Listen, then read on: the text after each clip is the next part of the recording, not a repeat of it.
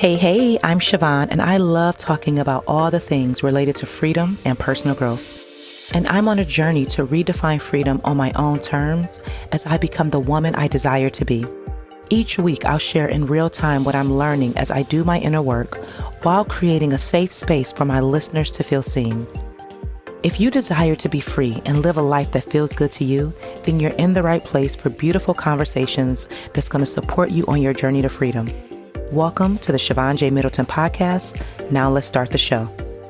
Hey, welcome back to another episode of my podcast. You already know I'm so happy that you are here again for another week as I share my life in real time, how I'm navigating this new space that I'm in, and also redefining freedom on my own terms. And my hope is that I'm inspiring both men and women to do your inner work so that you can be free, so that you can create the life that you deserve to live. Today, I want to talk about this idea of starting fresh and starting over. I've been hinting around at it on my IG, and I'm like, I want to record a podcast episode about this because this is the exact space that I'm in. I'm newly divorced, in my 40s, 2 children, one going off to college in the fall and another one starting their junior year in high school. And so everything is very new for me right now as I navigate this big, beautiful life that I'm living, mothering children, both a boy and a girl. And they're both entering 2 different phases of their lives. And so it's a quite interesting space to say the least. But also, I'm starting fresh. I'm starting over. I'm starting new. And it's exciting and exhilarating. And it just gives me all the feels. And then there's also this aspect of leaving the old version of me behind as I'm becoming this version of myself that I've never met before. With many people I know, when it comes to starting over, whether you're starting a new job, you're moving to a new city, you're leaving a relationship, maybe starting a new relationship with yourself, starting over, it can mean something different for everyone. To be honest, there's negative feelings that can come up with that, like maybe feelings of guilt, shame, embarrassment, fear, anxious, helpless, overwhelmed, worried, scared, nervous. Like those are all real feelings as well. And duality is a thing, right? So it's okay to be in this space of starting over and being excited about it, but then also feeling some guilt because of leaving people and things behind in order to live the life that you want. And all of your feelings, both positive and negative, they are valid. So I definitely want you to lean into them. And one of the things that I kind of want to start this episode with is that I read this post on IG this week and it resonated with me so much. I'm like, okay, I want to explore this on the podcast. And it's A Burst of Light by Audre Lorde, December 9th, 1985, New York City. A better question is, how do I want to live the rest of my life? And what am I going to do to ensure that I get to do exactly or as close as possible to how I want that living to be? I want to live the rest of my life, however long or short, with as much sweetness as I can decently manage, loving all the people I love, and doing as much as I can of the work I still have to do. I'm going to write fire until it comes out of my ears and my eyes, my nose holes, everywhere, until it's every breath I breathe. I'm going to go out like a fucking meteor. When I read that, I'm like, wow, that's the question. How do I want to live the rest of my life? How can I manage my life so that every aspect of it is sweet? And this is the question. This is the question that we all must answer for ourselves, right? I am in my 40s. I feel very young. I feel very fresh. I feel very youthful. I keep talking about my glow and my light. And in this space of starting over, this is the question that I am asking myself. How do I want to live the rest of my life? I have so much space and time and wisdom that I get to truly explore what I want. Because the life that I was living before, it was more of a life of a good girl and the life that I felt that I had to live, not necessarily the life that I truly, truly wanted to live, right? I keep saying how beautiful my life is because for the first time ever, I'm not trying to make my children proud. I'm not trying to make my ex proud. I'm not trying to make my granny proud. I am trying to make Siobhan proud. And so what does that look like for me? It really looks like me defining what I want my life to look like. Like, how do I want to live? And that may seem like a simple question, but it carries a lot of weight because changing your life is scary. It is very scary. And what I am doing my best is being gentle and kind with myself. And sometimes it's hard. I mean, I've had several conversations with my great friend this week, calling her first thing in the morning. And I'm like, this is happening. This is happening. And what she had to remind me of, and this is very similar to what my therapist said to me, I have to remember that more than half my life, I spent it in a very specific way. And it's going to take time to heal, to grow, to unlearn. And that I have to remember that more than half of my life, I was with one person. And I was not married to a good person. And so the effects of that is what I have to work through. And so I was watching this TikTok video, and this lady had mentioned a manifest 100 list. And basically she wrote down 100 things that she wanted to manifest in her life. And I'm like, oh man, that's great. And so I get my journal out and I start writing. And right now I'm currently on number 79. And I'm just adding all of these things that I want. And some are simple, some are big, but it's everything that I want. And it feels good to create this list and know that deep down in my heart, there's these desires that I have. And now I'm in this space of starting my life over. I get to create this life that I want to live. Like, there's no one in my way. The only person that's going to be in my way is myself. And this is why it's so important for me to continue to do this inner work, because old me pops up, y'all. Like, some of my patterns, my behaviors, this mindset. And I'm so grateful for the self-awareness, because I'm like, oh, wait, no, this is an old thought. This is an old feeling. How do I want to feel now? And so that is the work that I'm doing. I want to share with you a little bit about this process. And the first thing is reflection. And I do my reflection through speaking on the podcast, journaling, talking to my friends, my therapist, and this question of what do I want the rest of my life to look like, but also what do I want the rest of my life to feel like? And what I'm exploring is that, what I have in my life right now, would I choose this again, right? Would I choose this same setup, if you will? And it's tough because once you acknowledge your truth, if you would choose where you're at right now, you have to sit with it. You really have to sit with that. So I'm going to share a little bit of this process that I'm kind of working through now. And for me, everything starts with reflection. And I do that through my podcast. I do that through journaling. I do that by having very deep conversations with my friends, through therapy.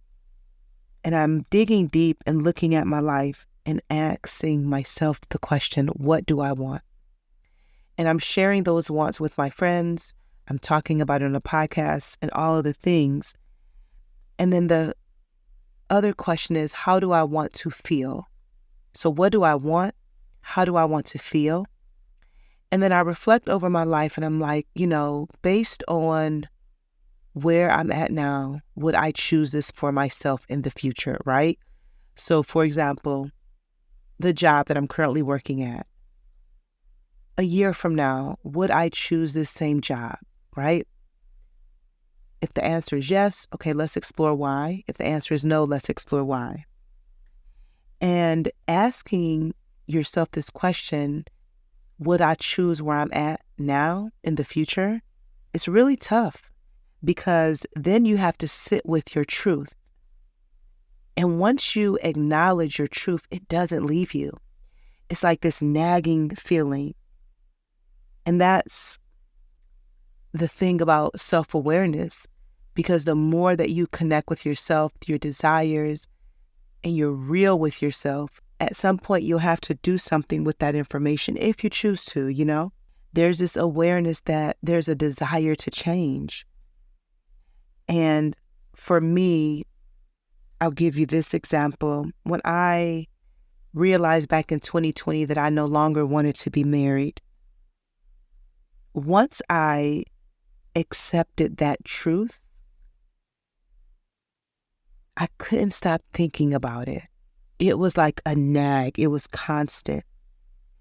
And I had to accept that for myself, knowing that people would get hurt, you know? But my truth was that I no longer wanted to be married to someone who was not a good person. And I could either spend the rest of my life with this nagging feeling, or I can choose to do something about it, knowing that it was going to be difficult. And I did toy around with the idea in my mind. I'm like, okay, if I stay for 6 more years, that way my kids will be grown. But I couldn't fathom staying another 6 years, you know? And that would have been abandoning myself. And I have done that for so long that I'm like, I cannot stay in this unhealthy marriage that just to say, I'm going to stay here for the children. 6 years would have been dying a slow death. And I remember that day like it was literally yesterday. And I'm so proud of that woman for standing up for herself and saying, this is not going to work for me. And here's the reasons why, you know? And then the other question that I had to explore before having the conversation with my ex was, but would I choose this marriage? Would I choose to be with this person? Absolutely not. I lost so much of myself. And so now there's this part of me where I really get to know Siobhan without any outside noise. And there's parts of myself that I love and that I like, but then there's other parts I'm like, how did you get here? You know, like, why do you believe this? Why do you do this? And everything, yes, everything is being unpacked, if you will. So that's the question that I want you to think about for yourself. The life that you're living now, the relationship that you're in, the job, where you live, the friends that you have, the social activities. Would you choose this life for yourself 5 years from now? And if the answer is yes, why? If the answer is no, why? Right? And depending on whatever your response is, then you have to then make a decision. And it doesn't have to be today, but you have to choose yourself, right? And if you don't have an answer, that's okay as well. Just be still. Just be still until you know. But don't make any moves, any at all, until you are 1,000% clear about what you want. And when you ask yourself that question, there's some things that's going to come up quick, like, yeah, I want this, I want this, I want this. But then there's other aspects of that where the question may be a little bit harder for you to answer.